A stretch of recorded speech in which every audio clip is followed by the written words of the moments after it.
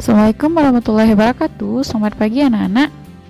Nah, hari ini kita akan melanjutkan pembelajaran kita tentang tema 4. Sekarang kita masuk ke subtema 1 pembelajaran ketiga. Pembelajaran kita akan diawali dengan gambar berikut ini. Silahkan anak-anak ibu amati dulu.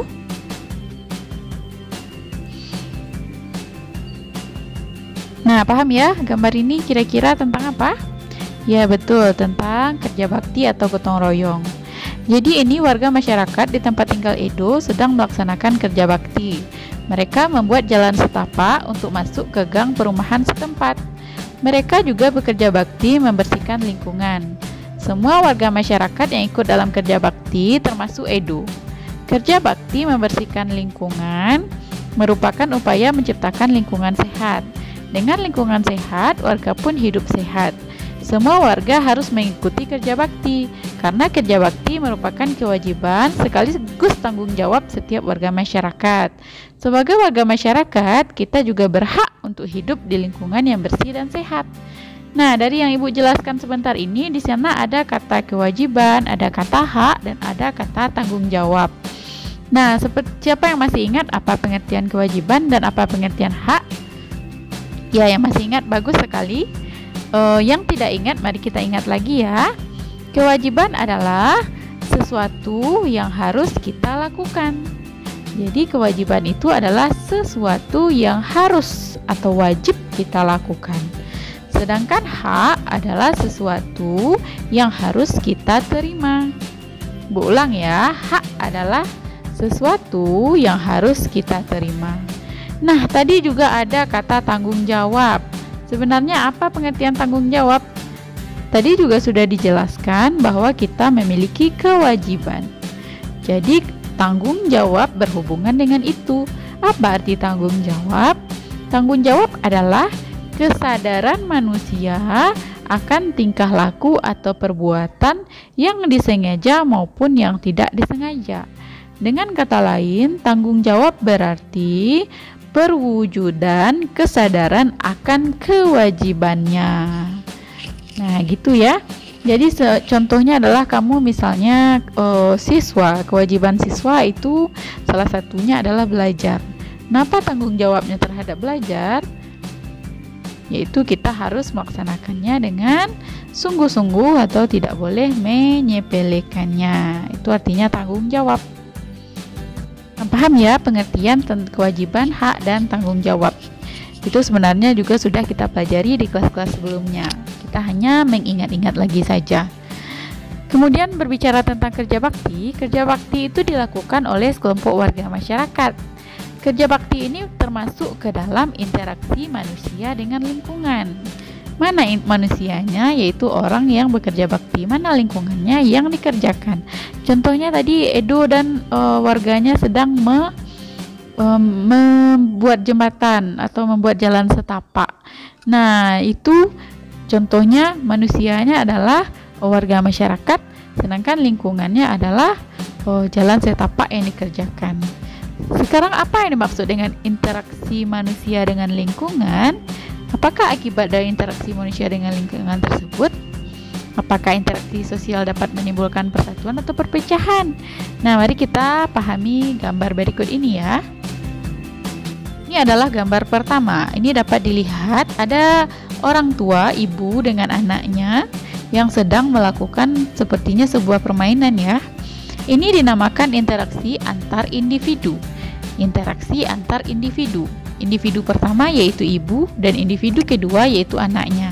Berarti ini adalah interaksi antar individu karena di sini ada dua orang individu yang sedang berinteraksi. Kemudian ini gambar kedua. Di sini ada sepertinya sedang di kelas dan ada seorang guru dan ada beberapa orang anak. Ini dinamakan interaksi individu dengan kelompok. Mana yang individu? Individunya adalah ibu guru yang berdiri sendiri. Dan kelompok adalah siswa yang sedang mendengarkan pelajaran. Paham ya?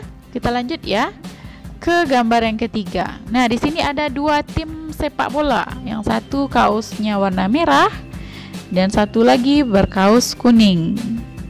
Nah, ini adalah interaksi kelompok dengan kelompok.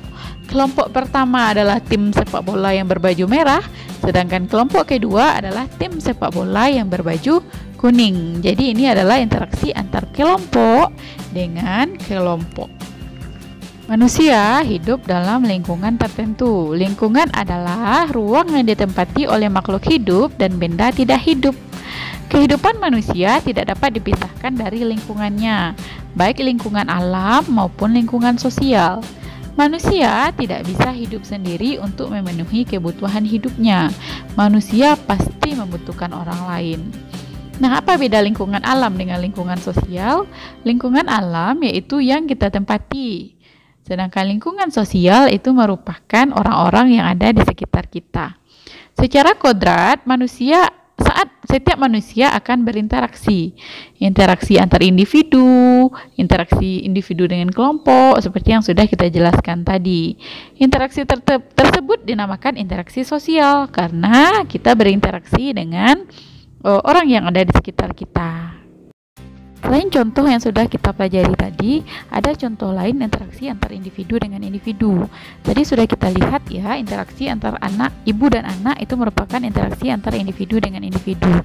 Contoh lainnya adalah Roni dan Hanafi saling berbincang satu sama lain, atau seorang pasien sedang berkonsultasi dengan dokternya, atau ayah memberi motivasi kepada anak laki-lakinya agar rajin belajar. Pegawai bank sedang melayani nasabah. Itu merupakan contoh interaksi individu dengan individu. Kemudian bentuk lain contoh interaksi antar individu dengan kelompok adalah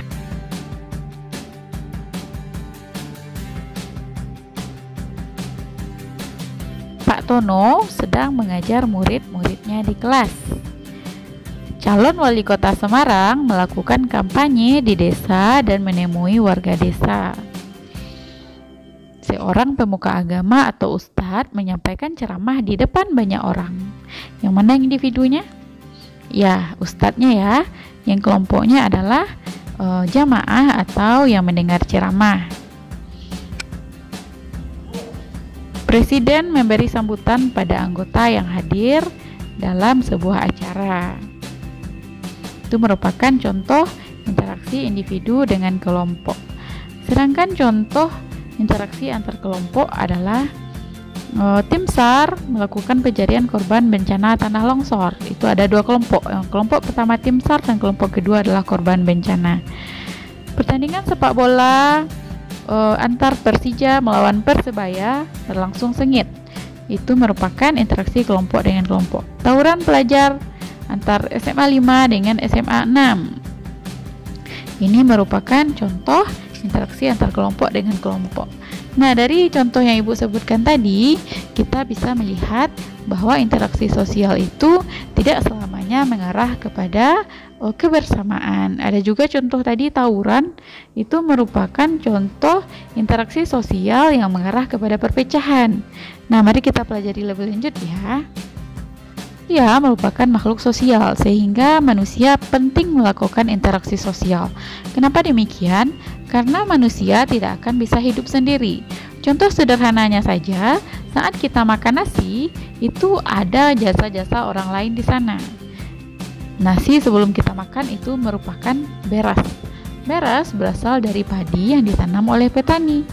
Sebelum menjadi beras pun padi itu digiling dulu oleh orang yang bekerja di penggilingan padi. Bahkan nasi yang kita makan kadang merupakan masakan dari orang lain. Selain untuk memenuhi kebutuhan hidup, interaksi juga merupakan sarana untuk mencapai tujuan bersama. Nah, bisa dibayangkan jika kita tidak membutuhkan atau memiliki orang lain di hidup kita, bisakah kita mengerjakan semuanya sendiri? Tentu tidak bisa ya. Makanya interaksi sosial itu penting. Seperti yang kita bahas tadi, interaksi sosial itu tidak selamanya mengarah kepada kebaikan. Jadi interaksi sosial ini dibagi menjadi dua, yaitu interaksi yang mengarah ke persatuan dan interaksi yang mengarah kepada perpecahan. Apa saja contohnya? Contoh interaksi yang mengarah kepada persatuan adalah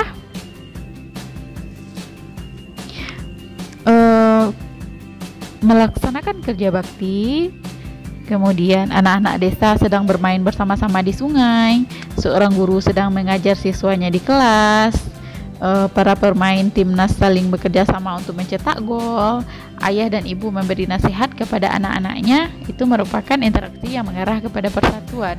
Sedangkan contoh interaksi yang mengarah kepada perpecahan tadi juga sudah disebutkan.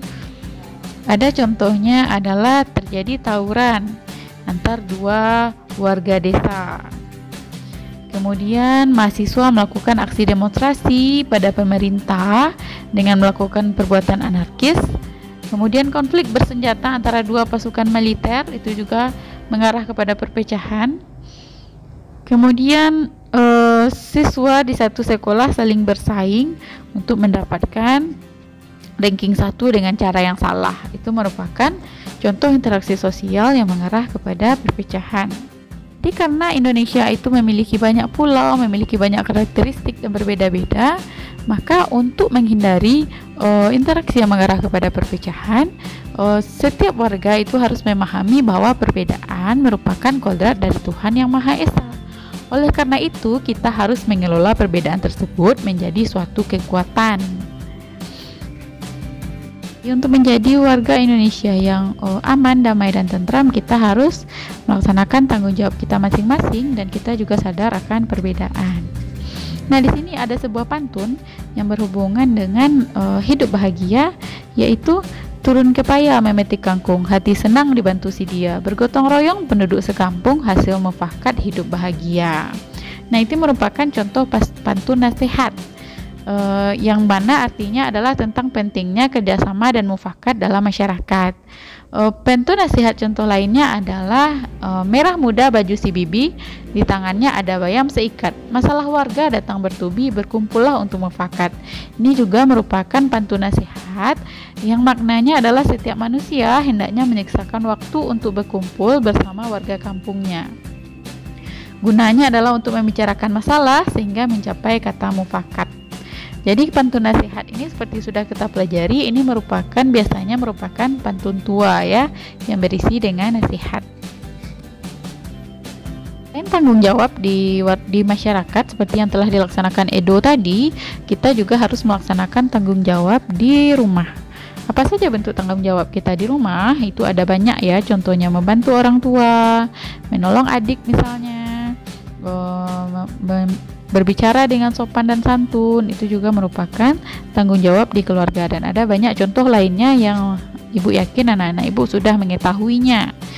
Kemudian lagi di rumah juga kita memiliki perbedaan. Seperti yang tadi sudah disebutkan, Indonesia memiliki banyak perbedaan sehingga kita harus menyadari bahwa perbedaan itu adalah kodrat sehingga tidak terjadi perpecahan. Di rumah pun demikian, kita memiliki saudara, ayah, ibu yang mana sikapnya itu pasti berbeda-beda. Nah, kita harus menyatukan perbedaan tersebut agar keluarga kita menjadi keluarga yang aman, damai, dan tentram. Bagaimana caranya? Contohnya adalah saling bekerja sama dalam hal apapun, menghargai perbedaan, menghormati perbedaan pendapat. Itu adalah contoh cara menyatukan perbedaan yang ada di keluarga. Nah, bagaimana anak-anak paham ya tentang penjelasan yang ibu jelaskan sebentar ini tentang perbedaan interaksi sosial dan juga ada pantun nasihat. Nah, sekian dulu ya pembelajaran kita pada hari ini. Besok kita akan melanjutkan pembelajaran ke pembelajaran 4, tema 4, subtema 1. Tetap jaga kesehatan ya anak-anak, jauhi kerumunan, patuhi protokol kesehatan sehingga kita bisa terhindar dari penyakit. Assalamualaikum warahmatullahi wabarakatuh.